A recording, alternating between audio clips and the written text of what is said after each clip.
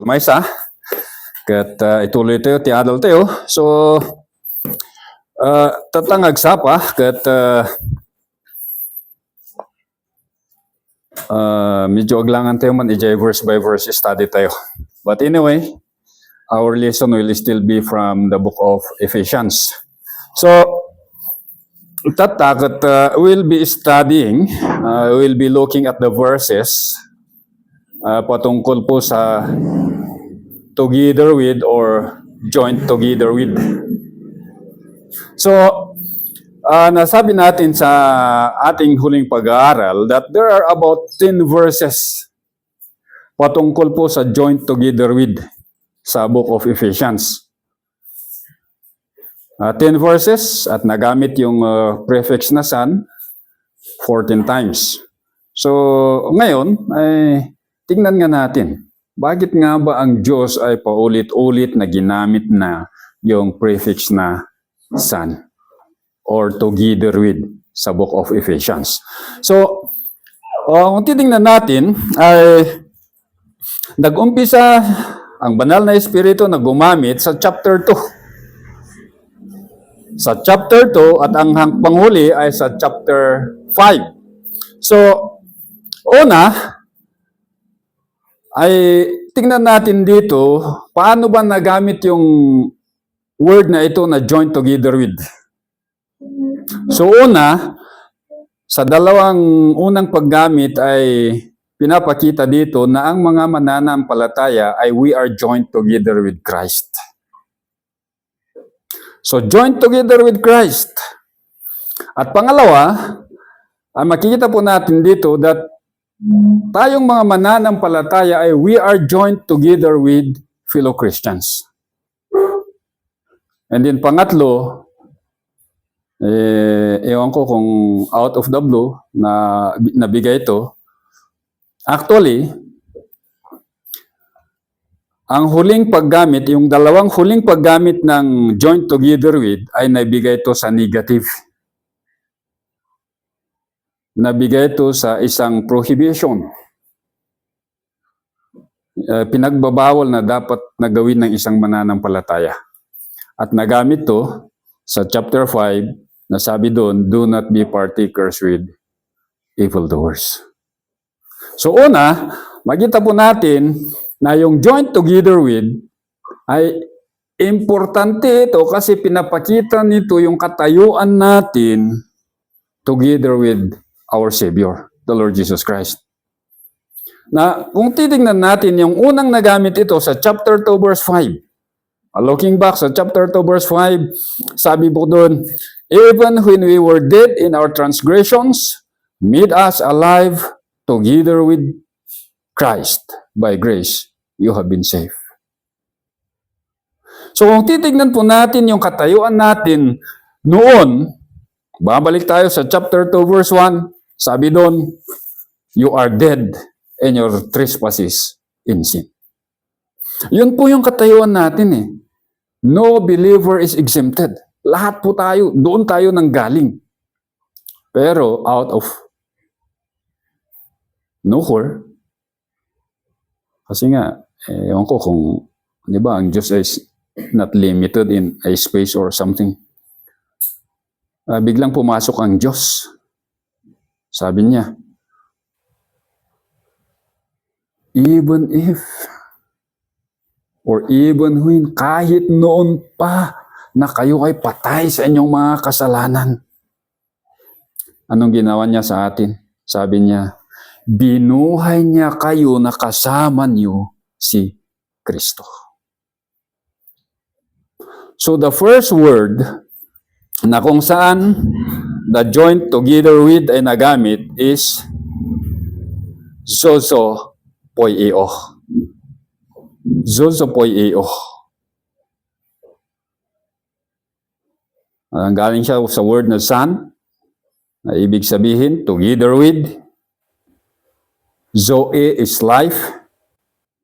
Poieo is talagang ginawa niya. So sabi dito, gumawa ang Diyos at ano ang kanyang ginawa? Binigyan niya tayo ng buhay kasama si Kristo. Binuhay niya muli tayo. Patay na nga tayo sa ating mga kasalanan. Pero anong ginawa ng Diyos? Sabi niya, binuhay niya tayo na kasama si Kristo. So, importante na makita natin to na ang bawat isa sa atin ay patay sa kasalanan. No one is exempted. Sabi ko nga kung hindi sa biyaya ng Diyos. Sa kanyang pag-ibig sa atin, His mercy. Kaya palaging yung pag-ibig, biyaya at kahabagan ng Diyos ewan ko kung anong tawag natin yan. Pas langay dalikan, agkuy-kuyo dagita nga talo. It's always there. Referring to us. Kasi wala tayo talagang magawa We are dead in our transgressions. Patay tayo. And we are all worthy of hell. Pero ang unang ginawa ng Diyos sa atin, ito, binuhay niya tayo kasama ang ating Panginoon Hesus. Pangalawa, sa verse 6 ng Ephesians chapter 2, sabi niya dito, and raise us up with Him and seated us with Him in the heavenly places in Christ Jesus. Raise us up. Hindi lang tayo binuhay, hindi lang tayo binigyan ng buhay, bagkus anong kanyang ginawa? He resurrected us from the dead.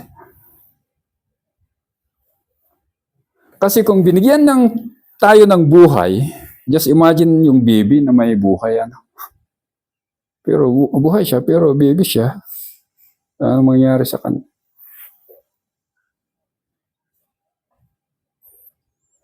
Pero dito, hindi lang po buhay yung binigay He raised us up. Ibig sabihin, binigyan niya po tayo ng kakayahan to do something.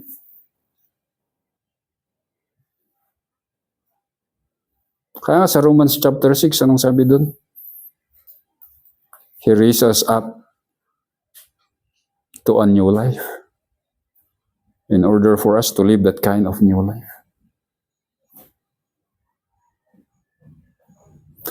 Kaya kung tinignan natin, so dito, lahat yung tatlong verb dito, yung tatlong verb, yung made us alive, yung raise us up, at saka seated us with Him, lahat po ito, aorist tense, ibig sabihin, ginawa to ng Diyos, active voice, ang Diyos ang siyang gumagawa, indicative, it is a mode of reality na totoong nangyari to.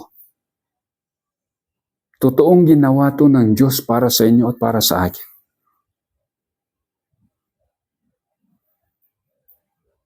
So, dito, He raised us up together with Him. When Christ resurrected from the dead, ano ang kanyang ginawa?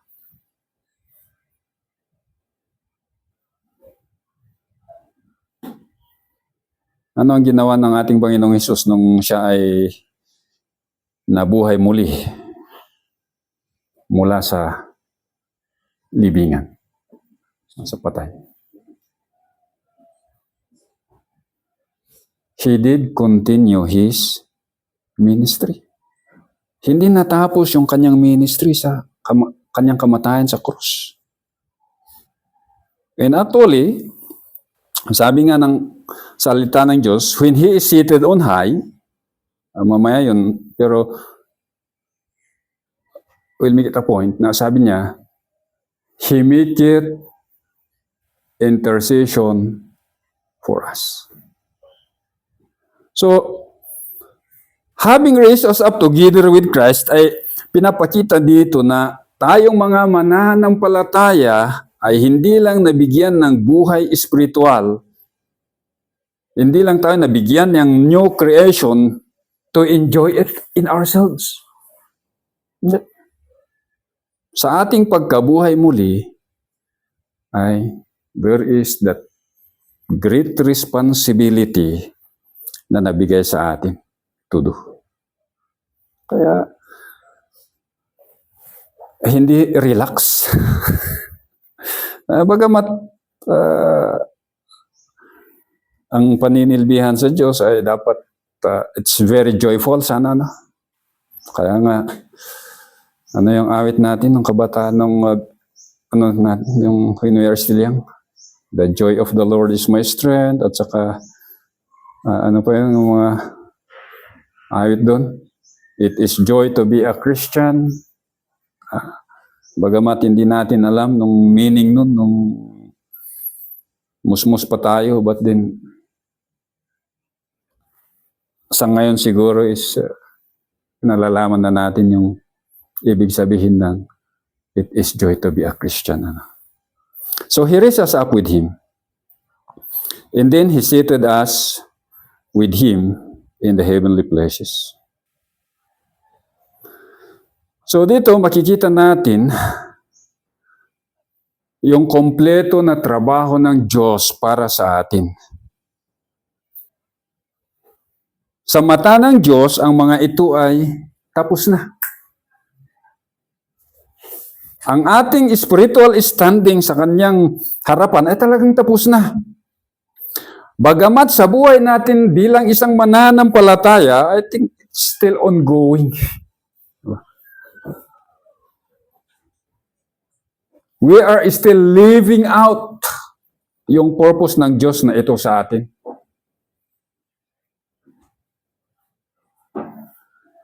Kaya, in the eye of God, and even in the spiritual realm, we are seated with Christ in the heavenlies. And then, to sit with Christ, to sit at the right hand of the Father, ibig sabihin, to rule and to reign. Kaya yung ibang Kristiyano naman, ginamit nila yung rule and reigning to, ewan ko. Kaya sabi nila, be healed in Jesus' name. O kaya, ewan. So anyway, that's, sabi nila, that's between them and the Lord. Pero kung titignan natin, sitting with Christ in the heavenlies speaks of our possession bilang isang mananampalataya. That we have this authority. Binigyan niya tayo ng kakayahan. Anong kakayahan naman ito? Well, actually, the book of Ephesians is referring to the church. Always bear that in the context. Yung book po ng Ephesians ay tumutukoy po to patungkol po sa iglesia. So, reigning with Christ in the heavenlies. At anong ginagawa ni Kristo in the heavenlies while reigning? He is making intercession. So if we are seated with Christ in the heavenlies, at si Kristo ay nananalangin para sa atin, ibig sabihin, if we are one with the head, at nakipag-isa nga tayo by God's sovereign power, dapat ginagawa natin ang ginagawa ni Kristo. Interceding, pray for each other. Kasi nga, we are seated with Him. So, yun po yung makita natin na God the Father joined us together with Christ. So, He joined us together with Christ. At ang trabaho ng Diyos na ito sa bawat isa sa atin ay it will never be undone. Wala pong delete sa Diyos. Wala pong undone. Hindi po ito pwedeng ma-archive. Patuloy po ito. Yung effect ng ginawa ng Diyos sa atin, it is continually lived out by us habang andito po tayo sa mundong ibabaw na ito. So He made us alive, He raised us together, and He made us sit down together with Christ in the heavenly places. Yun po yung katotohanan na ginawa ng Diyos sa atin. Bakit nga ba ito mahalaga sa atin? This is the assurance that we have. Na tayo ay we are one with Christ. Pangalawa ay ito. We are joined together with fellow Christian. So we are not just joined with Christ. Hindi lang tayo pinag-isa, nakasama si Kristo. Ang Diyos ay gumawa at pinag-isa niya tayo kasama ang ating kapwa mananampalataya.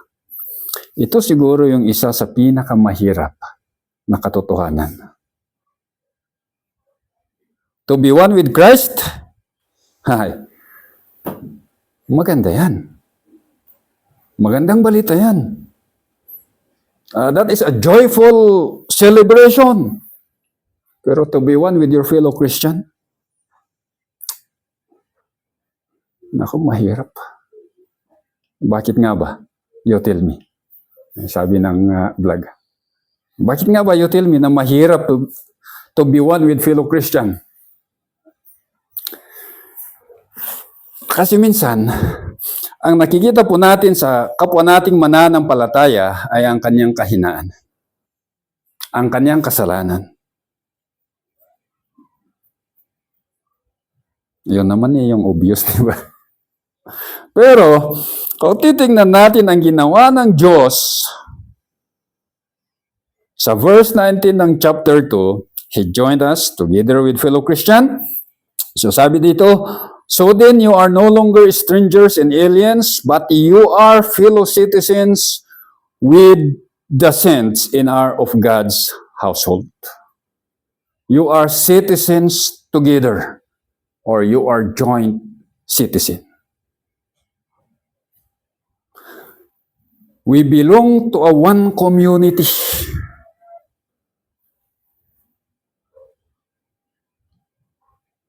Bakit nga ba ang mga tupa ay kailangan nila ang shepherd? Bakit kailangan ng mga tupa ang pastor? Or pastol? Whatever.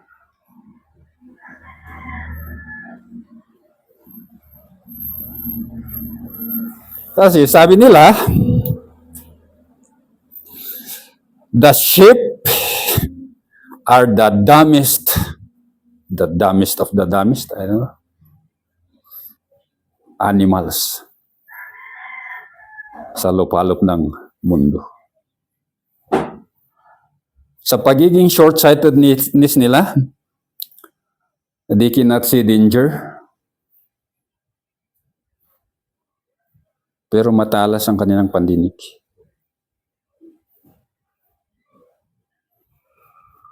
At ang mga sheep, sabi nga nila, they do not like friction. Palaaway ang mga tupa. So, being in a single community or in a one community of believers,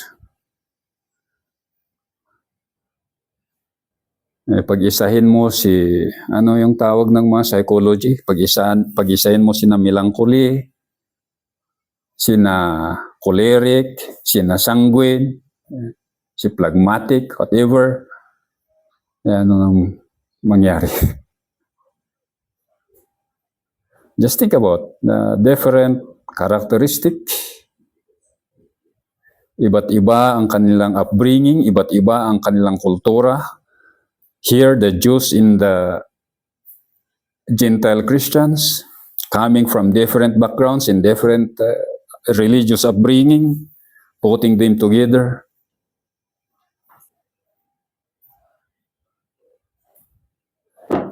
Only God's supernatural power can hold them together.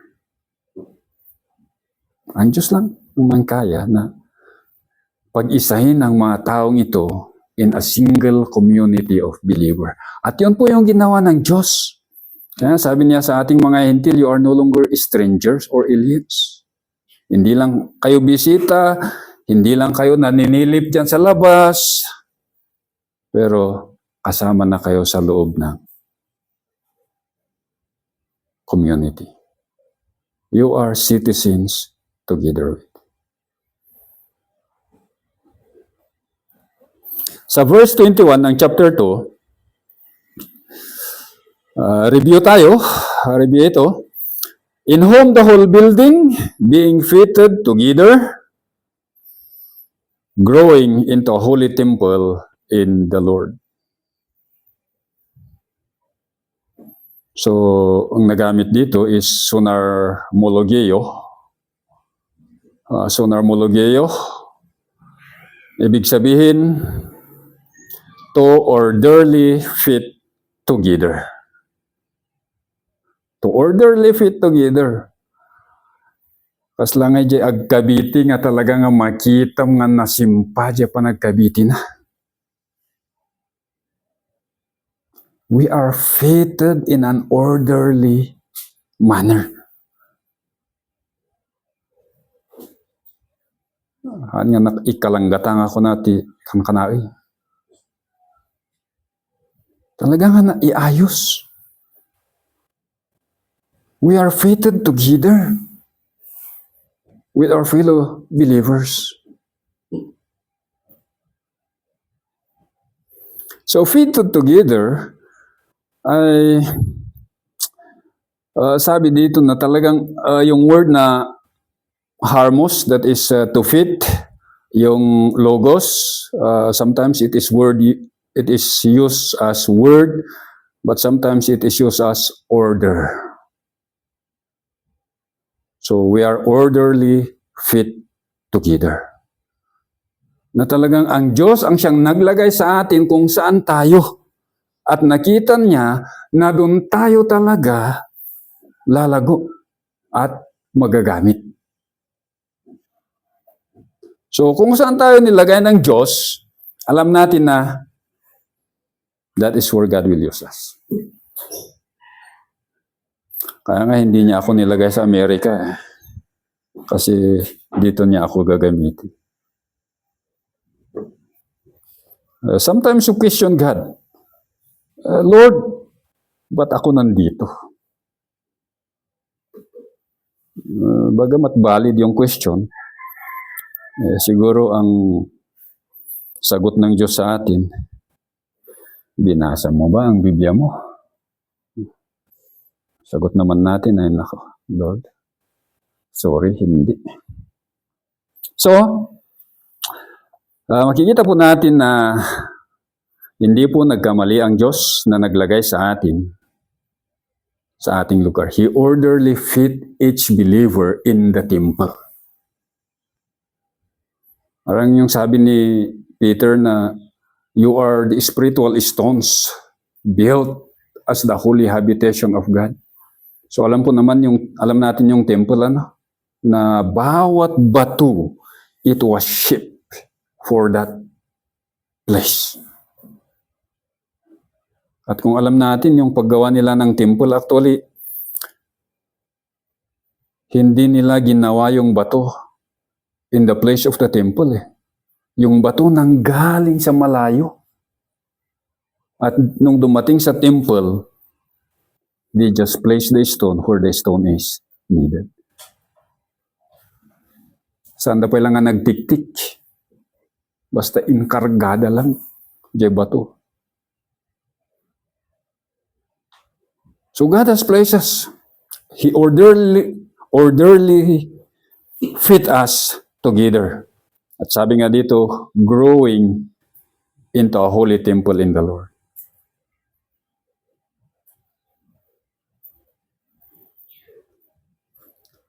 Dito pinapakita that we benefit from each other. Nagtutulungan tayo. Kasi dito, ang nagamit dito is holy temple or buhay na templo. Hindi gaya ng bato na patay.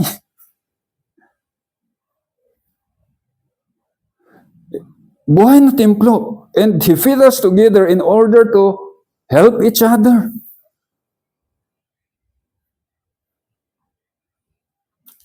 So, kaya nga nang iniisip ko itong join together, sabi ko, it's very important.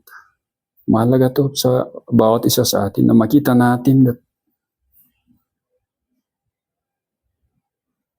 it was God who engineered us to be together.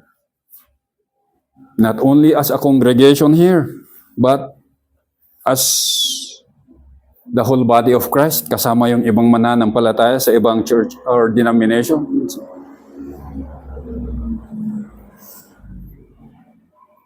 So, sabi dito, He fit us together. Sa verse 22, sabi dito, in whom also you are being built together into a dwelling of God in the Spirit. Yung word na being built ay pinapakita po nito yung progression na ginagawa ng Diyos. Kung babalikan natin si Pablo, sabi niya, anong sabi niya doon? Watch out on how you build on the foundation. So He's building us. So this building, pinapakita dito na that is spiritual temple. Bagamat sa mata ng Diyos tapos, but then ito yung minsan mahirap mahirap i-explain. Yung tapos na sa Diyos at saka yung progression. Kasi sabi dito, you are being built as a temple. Ibig sabihin, habang may bagong mananampalataya, he is joined in this temple. In this spiritual body of Christ. Although sa mata ng Diyos, lahat yung mananampalataya, tapos. They are seated with Christ, raised up with Christ, or they are, yung una, made alive together with Christ, they are raised up with Christ, and seated with Christ in the heavenlies. However, in the building of God's temple as His holy habitation of the Holy Spirit, ay tuloy-tuloy po ito. As a new believer comes in, he is joined in that temple.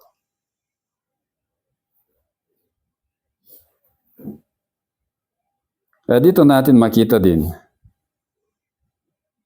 yung obligasyon natin bilang isang mananampalataya to preach the gospel.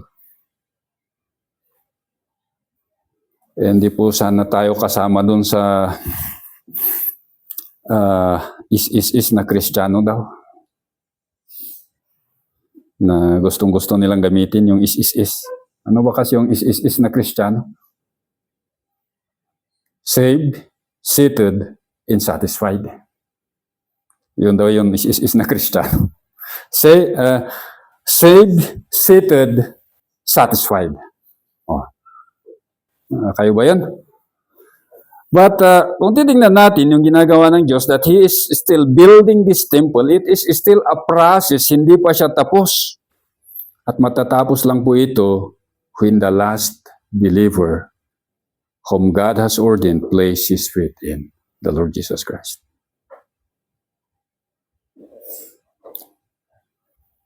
But anyway, habang hindi pa natatapos yun, we have this obligation to continually preach the good news. Sa verse 6 ng chapter 3, nakita natin to last Sunday. To be specific, that the Gentiles are fellow heirs. So we are fellow heirs with the Jews. We are fellow members of the body. And we are fellow partakers of the promise through the gospel. So nakita natin ito na kung anuman yung promise ng Diyos para sa mga Hudyo, regarding the Holy Spirit, we are included. So we are fellow heirs with Christ, and fellow heirs with the Jewish people, and we are fellow members of His body. Kaya lahat po ng mga mananampalataya ay kasali po tayo dito. No one is exempted. And then sa chapter 4 verse 3. Sa chapter 4 verse 3, sabi po, being diligent to preserve the unity of the Spirit in the bond of peace. Being diligent to preserve the spirit of, or to preserve the spirit, or to preserve the unity of the Spirit in the bond of peace. Ano ba yung son dito? Yung bond of peace. Son dismos, or to bound together. So dito, kung babalikan natin yung chapter 4, or chapter 2 rather, we have peace with God through our Lord Jesus Christ. So He reconciled us, una sa Diyos, and then He reconciled us with the Jewish people, in thus making peace. And actually, sabi doon, He is our peace.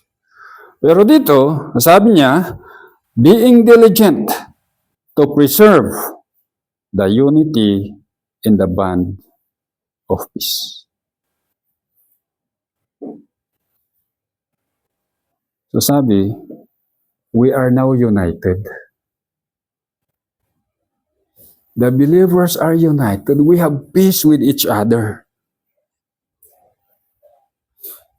The responsibility, yung responsibilidad na nabigay sa atin, sabi dito, gawin natin ang makakaya natin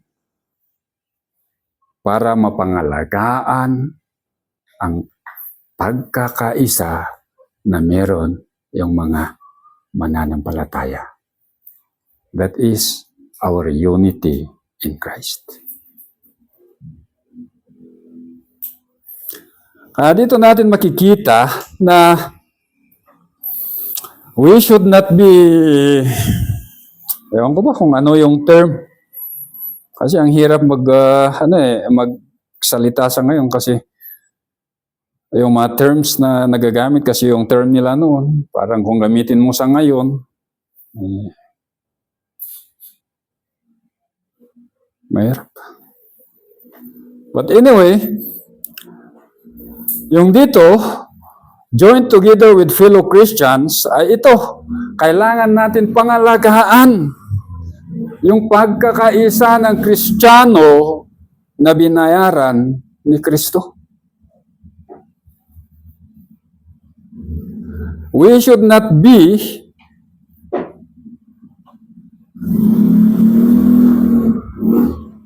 hindi po tayo yung sisira, no? Sa pamamagitan ng ating mga negative na comments regarding our fellow Christians. Ang sakit na tignan. Ang sakit na pakinggan na ang mga nagsisiraan ay ang mga mananampalataya. Ang lakas ng denominational colors sa ngayon. Halos kaparehas yung Pride Month.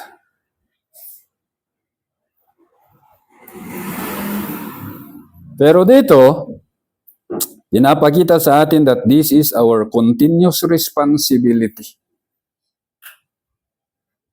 na pangalagaan itong ginawa ng ating Panginoong Hesus, this bond of peace. Always bear in mind, we are bound together. No sumangpot ka dyan langit, isumot lang ti masabat mo, anyan tong atat. Yun yung katuruan sa dyan, di ba? He who does not love his brother is a liar.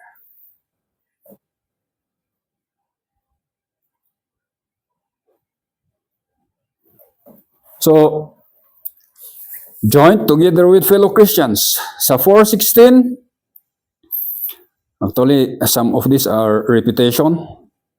From whom the whole body being fitted. Yun yung nakita natin kanina sa anong version? yung hamarmologeo. Yun sa 2:21. In whom the whole body being fitted, held together, by that every joint supplies, according to the proper working of each individual part, causes the growth of the body for the building up of itself in love. So, sa 21 and 22, ang usapan doon is temple. Sa 4:16 naman, ang usapan dito ay katawan. Katawan. So lahat ng parte ng katawan ay Diyos po ang naglagay. Actually, pati yung ulo eh. Kung babalik tayo sa chapter 2, Christ, He gave Christ as the head of the body. So binigay ng Diyos ang ulo, ginawa niya ang katawan, gamit ang mga mananampalataya. So ang ulo, si Kristo, ang katawan ay atin, at sabi dito, He orderly fit us together. Hindi lang niya, He did not only fit us together, ang karugtong po dito, sabi dito ay, He coupled us together. Kung sa building, ang nagamit doon is being built together, dito naman is He coupled us together.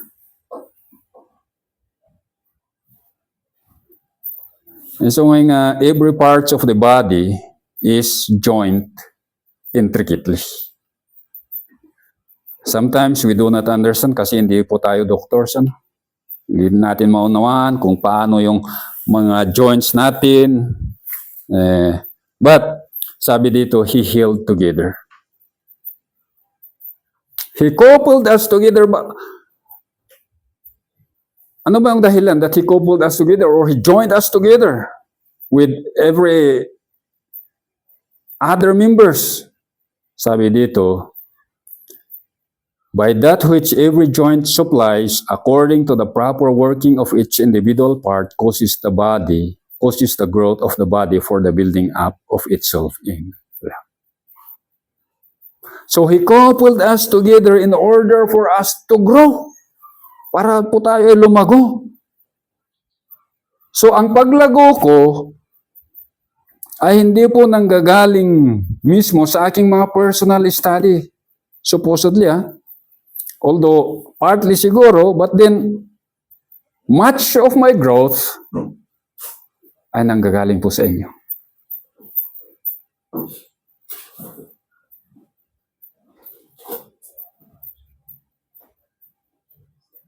If God is to teach me patient, sigurado na magiging pasaway kayo. Di ba? My growth is coming from you. Sana hindi sa negative. So dito pinapakita that my growth, your spiritual growth, we supply each other's growth. Kaya nga we are joined together with fellow Christians. Inseparably, indissolubly joined together. Sabi dito, for the building up of itself in love. Our growth is love. Bakit nga ba love? Kasi love covers the multitude of sins.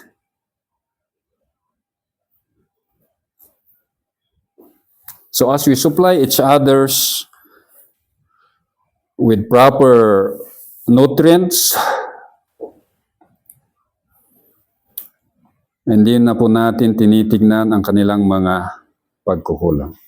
Bagamat po nakikita natin yung kanilang mga pagkukulang, ang ginagawa po natin ay pinapanalangin po natin sila. Isipin ninyo, ano kaya kung ang Diyos mismo, si Kristo mismo ay bilangin niya ang ating mga pagkukulang?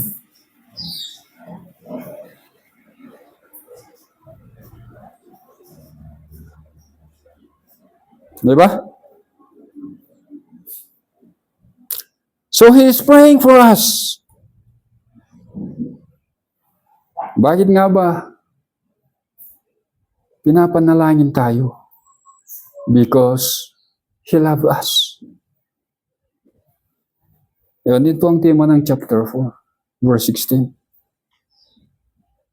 Na He coupled us together that we grow together in love for one another. Panghuling dalawang verse, the joint together of Ephesians is do not be partakers with evil doers. Actually, kung titignan natin yung joint together with Christ at saka joint together with fellow Christians, actually, ang mga ito ay active voice. Active voice, ang Diyos ang gumagawa. We are passive recipient. So actually, most of this joint together with Christ and joint together with fellow Christians are passive voice. Pero, pagdating sa do not be partakers with evildoers, actually, this is now a command. Isa na itong kautusan na dapat gawin ng isang mananampalataya. We are no longer passive recipient here. Bagkus, because we are joined together with Christ, we are joined together with fellow believers or fellow Christians, we should no longer do this. Kasi nga, hindi na tayo kasali dito sa grupo na ito. So sabi dito sa 5:7, do not be partakers with them, or do not hold together with them. Present middle imperative. Present tense, continuous action, middle voice, volitional, intentional, and deliberate choice. Imperative is a command. So palaging ito yung we should continually, intentionally talaga ito yung intention natin na hindi natin gawin ang mga ito. That is to hold together with them. Kung ano yung kanilang ginagawa, hindi po tayo makikisama sa kanila. Panghuli sa verse 11, Ephesians 5:11, sabi dito, do not participate in the unfruitful deeds of darkness, but instead, even expose them. So sabi, do not participate. Present active imperative. Yung word na do not participate, actually sog koinonyo. Sog koinonyo, alam natin yung koinonia, fellowship. Do not have fellowship with the work of darkness. And this is a command. Hindi po to basta-basta na sinabi lang. Kautusan po ito. Kaya nga mahalaga, kasabi ko, yung joint together with Christ, joint together with fellow Christian, para alam po natin kung ano yung gagawin natin sa buhay natin sa mundong ibabaw na ito. Kaya pag naintindihan natin that we are joined together with Christ by God's sovereign power, and we are joined together with fellow Christians, sovereignly designed by God, siya yung architect, siya yung designer, at siya yung mason, siya pa yung doktor na gumawa para sa atin. At kung makita natin ito,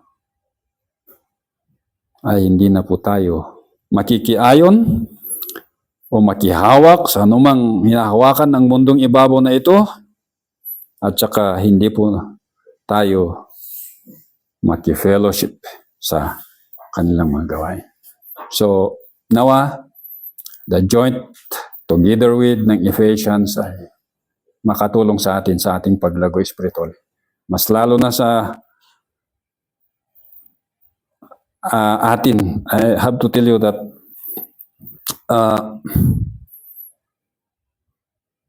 mahirap talaga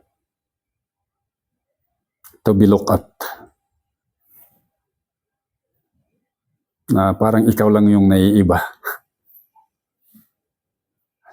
sa lahat ng mga mananampalataya. But when we know what we believe, we know whom we believe, at alam po natin kung sino tayo, alam po natin kung saan tayo sinama ng Diyos, at alam po natin ang mga dapat hindi natin gawin. Alam ko na lalago tayo sa kanyang biyaya, sa kanyang kahabagan, at sa kanyang pag-ibig. Shall we pray? Father, we thank you for joining us together with Christ and joining us together with fellow believers. Father, with our finite mind, hindi po namin lubos maintindihan ang mga ito. We cannot understand every details, but we do trust and we do believe na inyo pong ginawa ito para sa bawat isa sa amin in order for us to grow and in order for us to have fellowship with you. So nawa, Ama, dalangin ko po sa bawat isa sa amin that we will continue to grow in your love, in your mercy, and in your grace. Na ang inyong mga salita ay we will continue to live it out day in and day out in our life as Christian. Salamat po, at ito ang aming dalangin in the name of our Lord Jesus Christ. Amen.